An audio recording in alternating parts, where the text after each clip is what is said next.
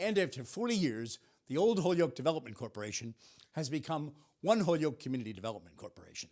Executive Director Mike Moriarty came in to tell us what that name change signifies for the organization and for Holyoke and more.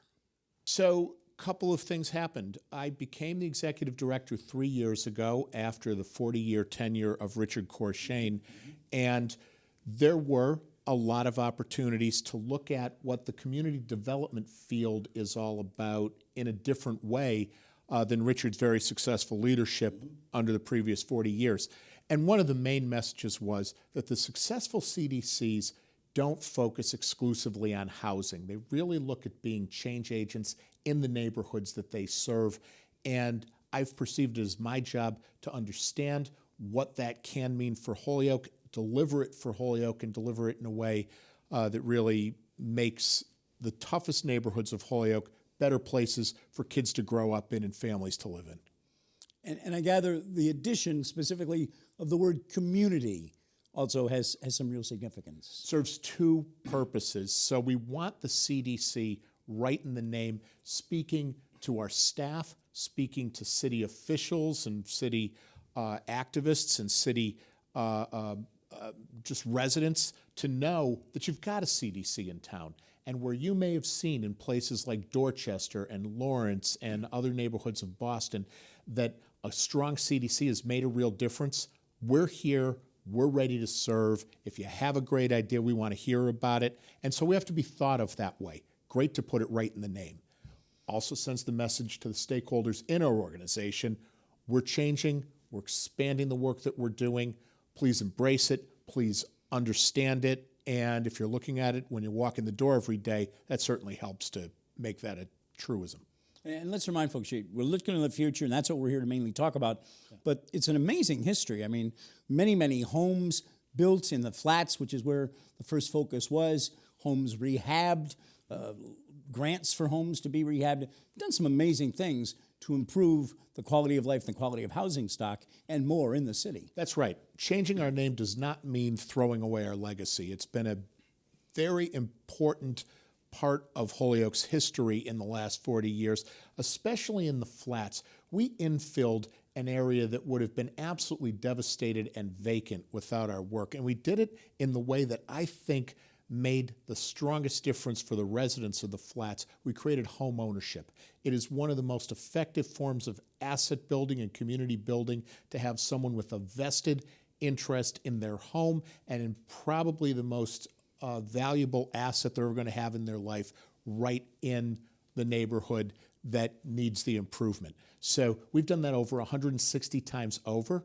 The increase in the tax base that our building has done actually exceeds the taxes paid annually by the Holyoke Mall. And that all has made a really positive impact in Holyoke for several years. So we're proud of that. We're going to continue in the building area. In fact, I'm hosting a contingent that's going to Baltimore at the end of this month to a vacant properties conference so that we can better learn the best practices and work going on in communities across the country, infilling vacant properties, abandoned properties, and lots with dilapidated structures so we can adopt more new practices and do it more effectively and figure out how to pay for it. And OneHolyoke will be, or really is, the community development agency for the city of Holyoke. And that's a big deal. I mean, it's the kind of thing that, eyes glaze over when most folks hear it, but that means you deal with something called community investment tax credits, and boy, is that a big deal. It is a very big deal. It does something that is unique to CDCs. First, you have to be certified that shows that you have the right level of community engagement, that you have the right level of work and board membership taking place among folks who actually live in the areas you serve. We met all of that criteria. We are the only CDC based in the city of Holyoke with those certifications, both in a federal criteria and in a Massachusetts criteria, and we were awarded $100,000 of community investment tax credits, which when people are able to work with us and turn those into donations will allow us to expand much more widely into community engagement, particularly in the area of greatest need in Holyoke, and that's education.